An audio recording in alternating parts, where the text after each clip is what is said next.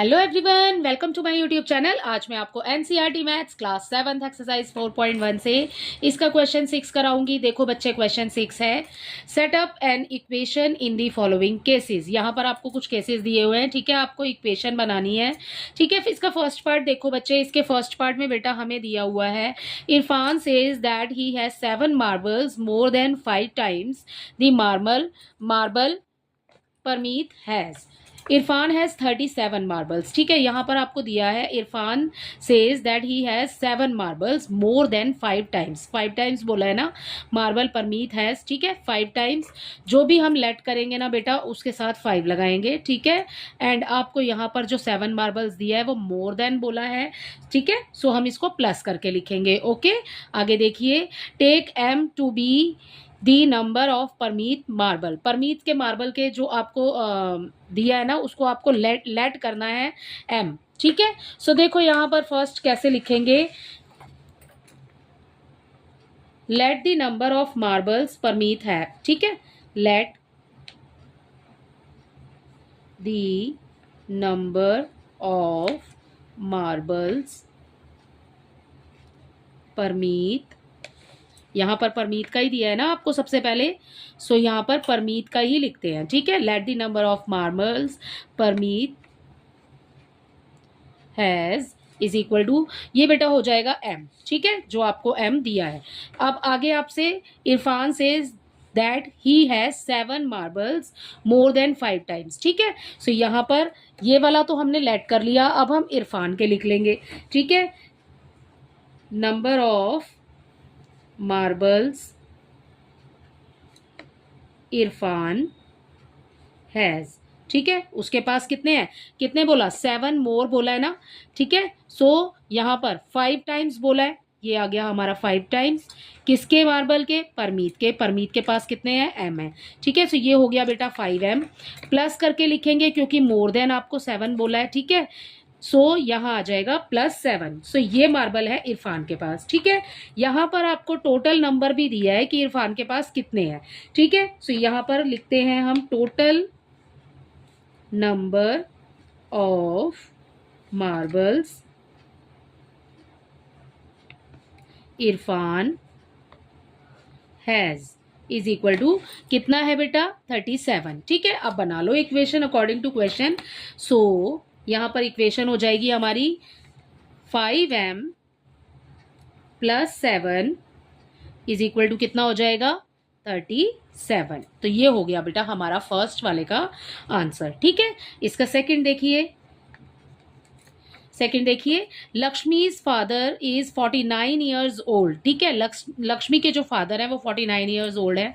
He is 4 years older than 3 times of Lakshmi.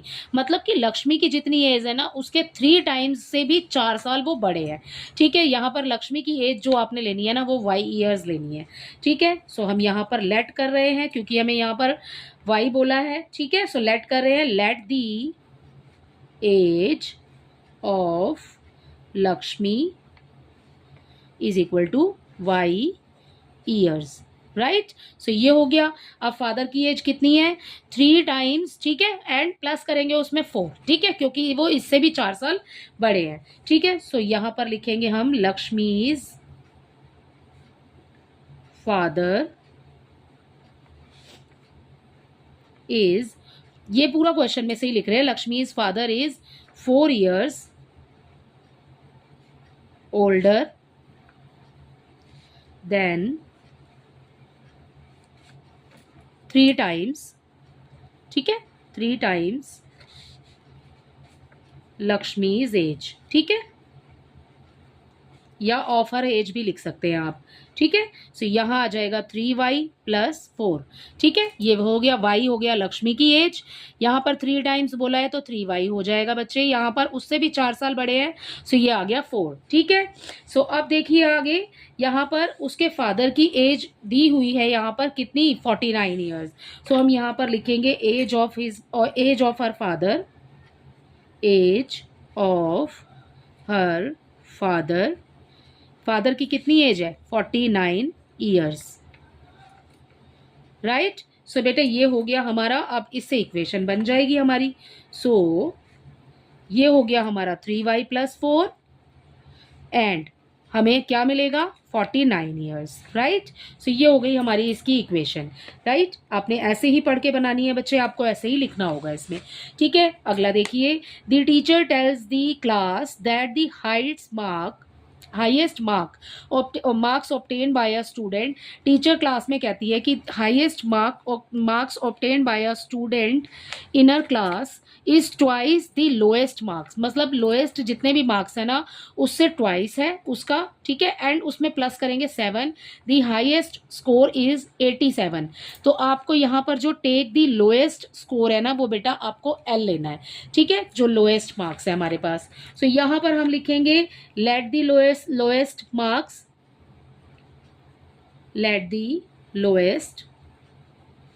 Marks is equal to obtain by student, अगर लिखना चाहते हैं तो लिख लेना, ठीक है, इज इक्वल टू एल हो गया, ठीक है। हाईएस्ट मार्क्स आपको कितने दिए हैं बेटा, highest marks obtain bye students कितना हो गया, ये आपको दिया हुआ है, देखो यहाँ पर आपको दिया है हाईएस्ट मार्क्स, क्या बोला है, ट्वाइस दी लोएस्ट मार्क्स, ठीक है, प्लस करना है उसमें 7, तो ट्वाइस दी लोएस्ट मार्क्स कितना है, यहाँ पर एल है, ठीक है, ये हो गया ट्वाइस, ये हो गया हमारा लोएस्ट मार्क्स, इसमें प्लस करना है आपने 7, ठीक है। एंड दी हाईएस्ट स्कोर भी दिया है बच्चे यहाँ पर आपको 87। सो अब लास्ट वाली लाइन में जो लिख रहे हैं ना हम यहाँ पर लिख लेते हैं highest score is equal to 87, ठीक है। अब अपनी इक्वेशन बना लो आप। सो यहाँ पर ये जो 2l + 7 लिखा है हमने, ये आ गया हमारा 2l + 7 इज इक्वल टू हो गया 87, ठीक है। सो ये हो गई हमारी थर्ड वाले की इक्वेशन, राइट। इसका लास्ट पार्ट देखिए बच्चे, इसके लास्ट पार्ट में हमें दिया है यहाँ पर इन एन आइसोसेलेस ट्राइंगल, यहाँ पर आइसोसेलेस ट्राइंगल बोला है बच्चे, मतलब दो जो एंगल है ना वो एक जैसे हैं, इक्वल है, ठीक है। The vertex angle is twice इधर बेस एंगल, ठीक है। यहाँ पर आपको let the base angle B लेना है आपने इन डिग्रीज, ठीक है।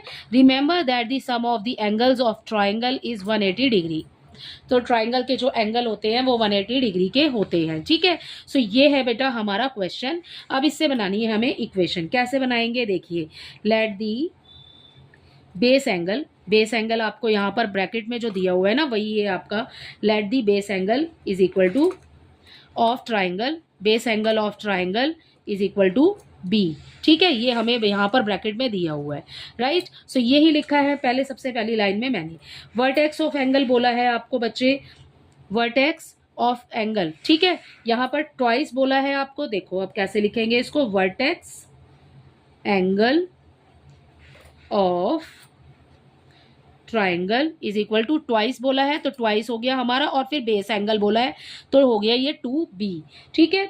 अब हमें क्वेश्चन के अकॉर्डिंग जो भी बोला गया है वो देखो कैसे करेंगे, यहाँ पर हमें बोला है isosceles triangle, so base angle जो है ना हमारा b कितनी बार होगा बेटा, 2 बार होगा, ठीक है। सो हम यहाँ पर अपनी इक्वेशन बना रहे हैं। सो और हमें टोटल भी बताया है, यहाँ पर 180 डिग्री होता है ट्राइंगल का टोटल, ठीक है, इसका टोटल होगा 180 डिग्री, राइट। सो अब अपनी इक्वेशन लिख रहे हैं यहाँ पर। सो हमारे पास बेस एंगल कितने हैं बेटा, 2 हैं, ठीक है, क्योंकि हमारा आइसोसेलेस ट्राइंगल है, तो b + b हो जाएगा, प्लस हो जाएगा इसमें ये वाला 2b, इक्वल हो जाएगा 180 डिग्री, राइट। सो अब b + b, ये कितना, 1b 2b और ये 2b पहले से ही है, तो ये हो गया 1 और 1 2 और 2 और 2 हो गए 4। सो ये हो जाएगा हमारे पास 4b is equal to 180 degree. So ये हो जाएगी बेटा इसकी इक्वेशन। आई होप ये क्वेश्चन नंबर 6 इसी के साथ कंप्लीट होता है। आई होप ये आपको अच्छे से समझ आया होगा।